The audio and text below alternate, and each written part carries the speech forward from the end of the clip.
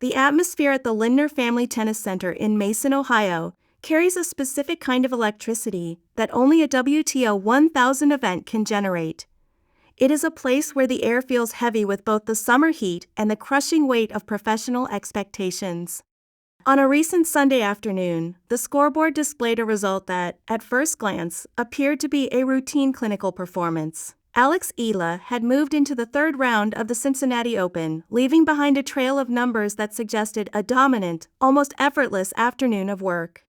Yet, as is so often the case in elite sports, the numbers on the screen were only a fraction of the reality. Beneath the surface of that 6-1, 3-0 scoreline lies a narrative that has ignited a firestorm of conversation, leaving fans, analysts, and the global tennis community grappling with more questions than answers.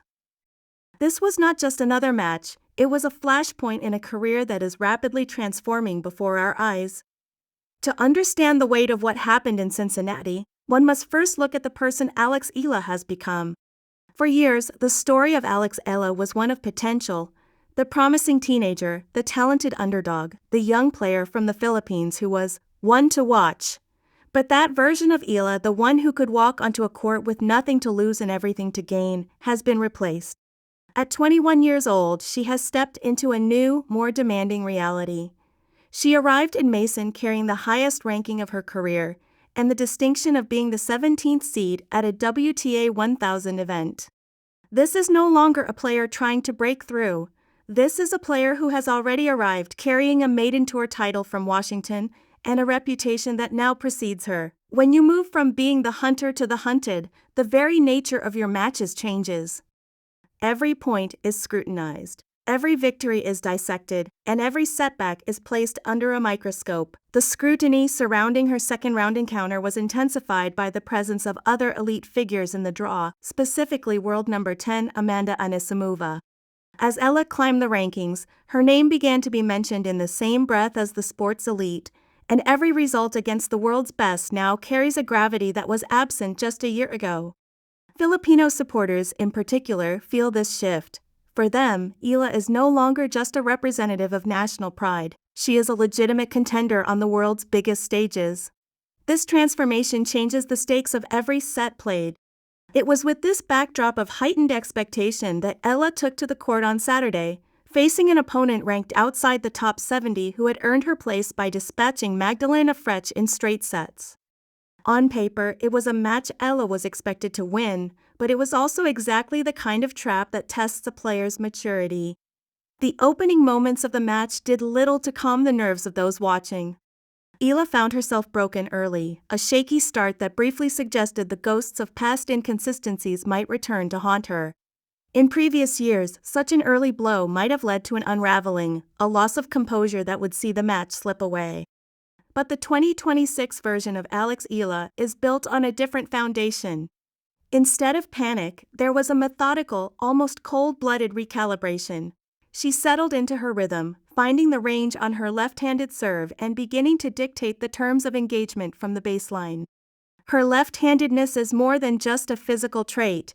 It is a tactical weapon that she used to carve out awkward angles, pulling her opponent wide and opening up the court for clinical follow-up winners. The momentum shifted with the force of a tidal wave. One game became 2, then 3, then 4. By the time the dust settled on the first set, Eala had reeled off 6 consecutive games to claim it 6-1. It was a statement of intent. It showed a player who was not just surviving pressure but was actively turning that pressure into a tool for dominance. For the fans watching from Manila apartments to those in overseas workplaces, this was the Eala they had been waiting for. Composed, authoritative, and completely in command of her craft. The second set began with the same relentless energy. Eala broke serve immediately, then did it again, racing to a 3-0 lead. The match was firmly within her grasp, and the path to the third round seemed paved with certainty. Then, the narrative took an abrupt and confusing turn. Midway through the fourth game of the second set, the rhythm of the match was shattered. It began with her opponent requiring medical attention, a signal that something was physically amiss. But nature intervened before the medical situation could be fully addressed. Lightning entered the area around Mason, forcing tournament officials to suspend play and clear the grounds. Both players were sent back to the locker rooms, leaving the contest suspended in a state of atmospheric and physical uncertainty. During this hiatus, the presence of Amanda Anisimova in the wider tournament conversation continued to loom large, adding a layer of significance to whatever was happening behind the closed doors of the Lindner Family Tennis Center. When the news finally broke, it was not the announcement of a resumption that fans expected.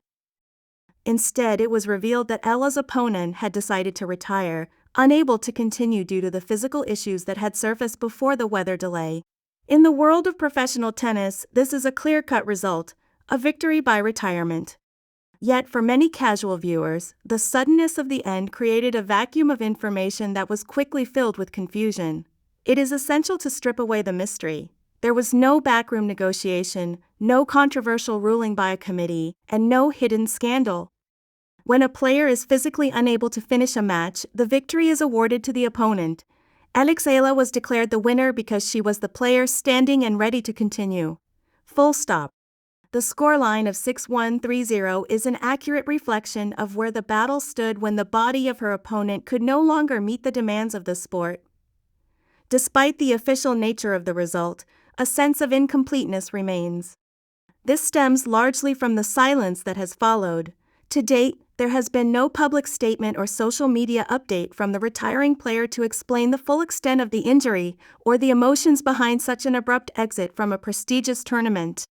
While the WTA confirmed the retirement and offered well wishes, the lack of a personal narrative has left fans curious. It is a reminder that professional athletes often need time to process the frustration of a physical setback before they are ready to speak. For now, that silence is not an indication of anything sinister, but rather a standard period of recovery and privacy. Anisimova brings a brand of tennis that is defined by explosive power and heavy ground strokes. She is a player who can turn a defensive position into an offensive one with a single swing of the racket. For Eala, this match will be the ultimate test of her current form.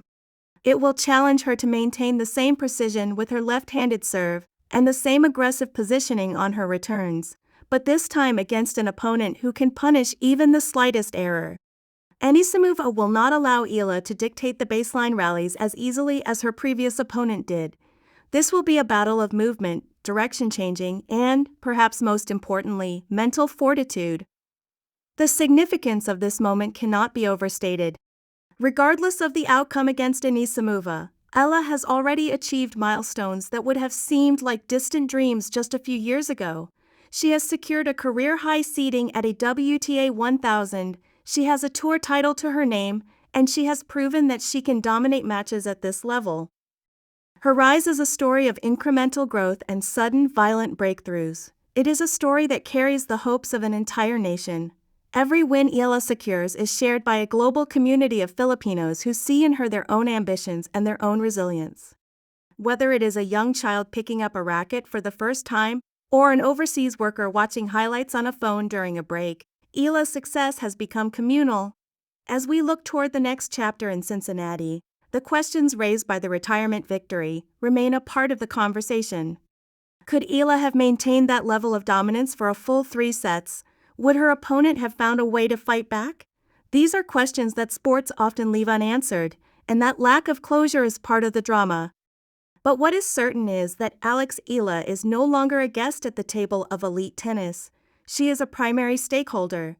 She is a 21-year-old athlete who has learned how to transform pressure into performance, and who now stands on the precipice of even greater achievements. The match against Rus may have ended prematurely, and the weather may have cut the afternoon short, but the story of Eala's ascent is only just beginning to reach its crescendo. The focus now shifts entirely to the court, where the tactical battle with Anisimova will unfold. Eala will need every tool in her arsenal: her efficient footwork, her ability to absorb pace, and her newfound authority in closing out points. She is entering this matchup not just hoping for an upset, but with the expectation that she belongs on that court. This shift in mindset is perhaps the most important development of her season. It is the difference between being a talented prospect and being a legitimate contender. In Mason, Ohio, the scoreboard tells one story, but the athlete underneath it is telling a much larger one. A story of a rising force in the WTA, a story of national pride, and a story of a young woman who is finally ready to meet the elite of the world on her own terms. The conversation has moved beyond a single result. It is now about how far this remarkable journey can go, and the world is watching to see what happens next.